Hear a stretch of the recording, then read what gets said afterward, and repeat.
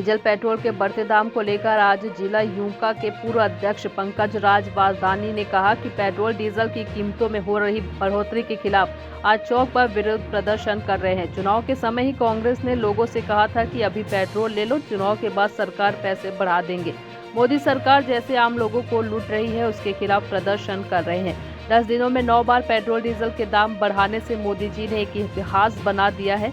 137 दिनों बाद धड़ल्ले से दाम बढ़ रहे हैं। हमारी मांग है कि यह दाम सरकार वापस ले। वहीं सेवा दल के ब्लॉक अध्यक्ष जितेंद्र बेंजामिन ने कहा कि दिन ब दिन बढ़ रहे पेट्रोल डीजल तथा एलपीजी गैस के दाम को लेकर जहां लोगों का बजट बिगड़ता जा रहा है, वहीं गरीबों की महंगाई से कमर टूट चुकी है, जिसको लेकर शुक्रवार को कांग्रेस पार्टी सड़कों पर नजर आई, जिसमें कांग्रेस अनोखा प्रदर्शन, पेट्रोल पंप और सिलेंडर को माला पहनाकर श्रद्धांजलि दी। केंद्र और सरकार की नीयत बिल्कुल सही नहीं है। लगातार डीजल पेट्रोल के दाम में बढ़ोतरी की जा रही है, जिससे जनता को महंगाई की मार झेलना पड़ रहा है। पखांजूर से विप्लव कुंडू की रिपोर्ट।